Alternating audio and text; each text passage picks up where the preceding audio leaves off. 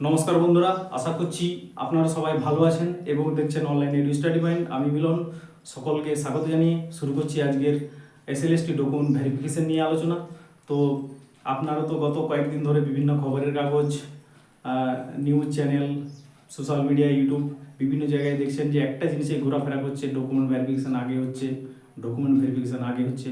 তো এটা হঠাৎ করে এসএসসির মাথায় কেন এলো, এর কয়েকটা যুক্তিপূর্ণ কারণ আছে, সেগুলো নিয়ে বিস্তারিত আলোচনা করব। তো একটু সময় নিয়ে দেখুন। আর যাদের মনে হচ্ছে যে না, এই বিষয়ে আমরা অনেক বেশি জানা খবর আছে আগে থেকেই, তো তাদের ভিডিওটা দেখার দরকার নেই সময় নষ্ট করে, ঠিক আছে।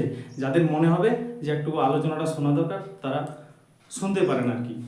তো 2016 সালে যখন ইন্টারভিউ হয়েছিল, তখন প্রথমে ভেরিফিকেশন এবং ইন্টারভিউ একই সাথে একই দিনে হয়েছিল। প্রথমে ডকুমেন্ট ভেরিফিকেশন হয়েছে, ডকুমেন্ট ভেরিফিকেশন হওয়ার পর যাদের সমস্ত কিছু কমপ্লিট পেয়েছে তাদেরকে ইন্টারভিউ টেবিলে অ্যাপ্লাই করতে দিয়েছে আর কি। তাহলে একটা ডেটেই হয়ে গেছে আর কি, একই সেন্টারে একই জায়গায় আর কি।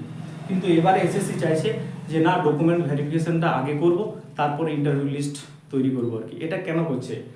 বিশেষ কারণ এটা যে এক্সপিরিয়েন্সের যে 10 নাম্বার আছে আর কি, সেই নাম্বারটা দাবিদার অনেকেই করছে বা অনেকেই অ্যাপ্লাই করেছেন। যাদের কাছে বৈধ ডকুমেন্ট নেই এরকমও কিছু শিক্ষক অ্যাপ্লাই করেছেন, বা এসএসসির মধ্যে যারা নাম্বারটা পাবেন না তারাও কিন্তু অ্যাপ্লাই করেছেন আর কি। আগের একটা ক্লাসে আমি বলেছিলাম যে আপার প্রাইমারি সেকশনে যারা অ্যাপ্লাই করেছেন তারা কিন্তু নাম্বার পাবেন না। দেখুন, এটা পরিষ্কার গেজেটে উল্লেখ আছে যে সেকেন্ডারি লেভেলের টিচার হতে হবে, তবেই সে পাবে। তো এরকম আদার্স অনেক টিচার বিভিন্ন জায়গা থেকে অ্যাপ্লাই করেছেন, তারা কিন্তু সবাই নাম্বারটা পাবেন না। তো এসএসসি চাইছে যে যতজন অ্যাপ্লাই করেছেন তাদের কাছে বৈধ নথি আছে কিনা, এক্সপিরিয়েন্স পাওয়ার যোগ্য কিনা, সেটা দেখে নেওয়ার জন্য আগে ভেরিফিকেশনটা করতে চাইছে। এছাড়াও অনেকে অ্যাপ্লাই করার সময় একাডেমিক স্কোর বাড়িয়ে অ্যাপ্লাই করেছে ইন্টারভিউর ডাক পাওয়ার জন্য। 1-2 নাম্বার তো অনেক কিছু এটার জন্য ক্যারি করে। তো তাই এসএসসি চাইছে যে যাদের কাছে বৈধ নথি আছে, সব কিছু ঠিকঠাক আছে কিনা সেটা আগে যাচাই করার আর কি। এটা একটা ফ্রেশারদের কাছে একটা পজিটিভ বার্তা যে যদি কিছু ফেক ক্যান্ডিডেট সেখান থেকে বাদ যায়, বিশেষ করে এক্সপিরিয়েন্সরা যদি বাদ যায়, তাহলে ফ্রেশাররা কিছু পাবে এবং যারা যোগ্য চাকরি হারা 2016 সালের তাদের কাছে একটা পজিটিভ বার্তা আর কি। না হলে কিন্তু যতজন অ্যাপ্লাই করেছেন সবাই যদি নম্বরটা পেয়ে যায় বা সেই অনুপাতে যদি রেশিওটা করে আর কি, তাহলে অনেকেই কিন্তু ইন্টারভিউ লিস্টে প্রথমেই বাদ হয়ে যেতে পারে আর কি, প্যানেল তো দূরের কথা আর কি।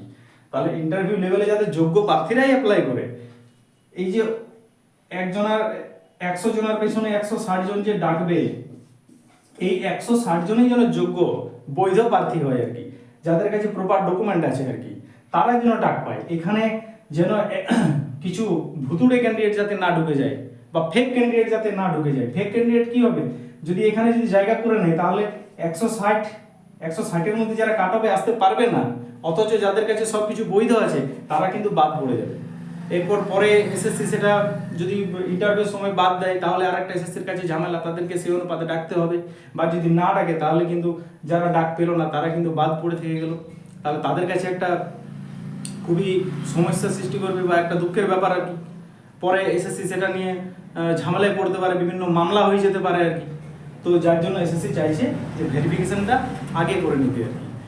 গতবারে কিছুদিন আগেই এনআইএস এর ডকুমেন্ট ভেরিফিকেশন হয়েছিল প্রাইমারির, যারা এনআইএস থেকে ডিএলএড করেছিলেন তাদের ক্ষেত্রে যেসব নথি পর্ষদ চেয়েছিল ম্যাক্সিমাম ক্যান্ডিডেট কিন্তু দেখাতে পারেননি, অর্ধেকের বেশি ক্যান্ডিডেট সেই নথি দেখাতে পারেননি। এক্ষেত্রেও যতজন এক্সপিরিয়েন্স চেয়ে অ্যাপ্লাই করেছেন সবার কাছে কিন্তু সেই ডকুমেন্টস নেই আর কি।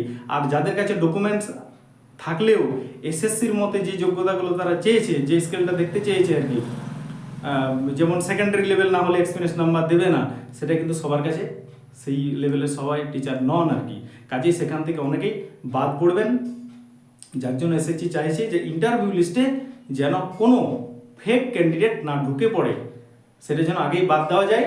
তাহলে এই যে রেশিওটা 100 জনের জন্য 160, সেই রেশিওতে প্রত্যেকটা যোগ্য প্রার্থী ইন্টারভিউ অ্যাপ্লাই করবেন এবং তারাই প্যানেলে জায়গা পাবেন।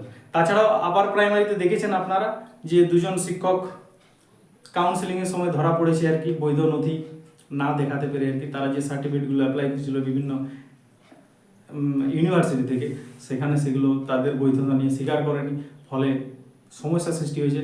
তাহলে এইবারে যাতে আর কোনো ঝামেলা না হয়, এসএসসি চাইছে না এই 2025 এসএলএসটি নিয়ে কোনো রকম সমস্যা তৈরি করতে আর কি, রিস্ক নিতে চাইছে না, যার জন্য ভেরিফিকেশনটা আগে করে নিতে চাইছে।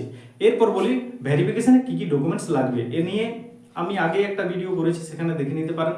তাছাড়াও প্রপারলি কী কী ডকুমেন্ট লাগবে, এক্স্যাক্টলি কী কী লাগবে, সেইগুলো যখন এসএসসি ভেরিফিকেশনের নোটিফিকেশান দেবে, ঠিক আছে, তখন কিন্তু ডিটেলসে তারা সেখানে একটা ডকুমেন্টসের লিস্ট দিয়ে দেবে যে কী কী ডকুমেন্ট লাগবে, কোথায় ডকুমেন্ট ভেরিফিকেশন হবে, সেগুলো নিয়ে বেশি বিভ্রান্ত হবেন না।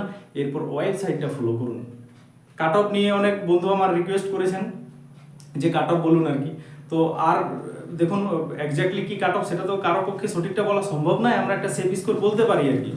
কিন্তু আমার মনে হচ্ছে যে খুব শীঘ্রই এত কিছুদিনের মধ্যে ফাইনাল আনসার কি বা ইন্টারভিউ লিস্ট বা ভেরিফিকেশন লিস্ট তো পাবলিশ হয়েই যাবে আর কি। আপনারা একটু ধৈর্য নিয়ে ওয়েট করুন, ঠিক আছে, আর বিভ্রান্ত হবেন না, ঠিক আছে। ইন্টারভিউ প্রস্তুতি চালিয়ে যান, ভেরিফিকেশন ডেট, ডকুমেন্টস সমস্ত কিছু এরপরে এসএসসি নোটিশ দিয়ে বিস্তারিত জানাবে আর কি, ঠিক আছে। তো আলোচনাটা শেষ পর্যন্ত দেখার জন্য অসংখ্য ধন্যবাদ, এবং এ ব্যাপারে যদি আপনাদের কিছু মতামত থাকে তাহলে আমাকে কমেন্টে জানাবেন আর কি। থ্যাংক ইউ সো মাচ, সবাইকে আগাম শুভেচ্ছা।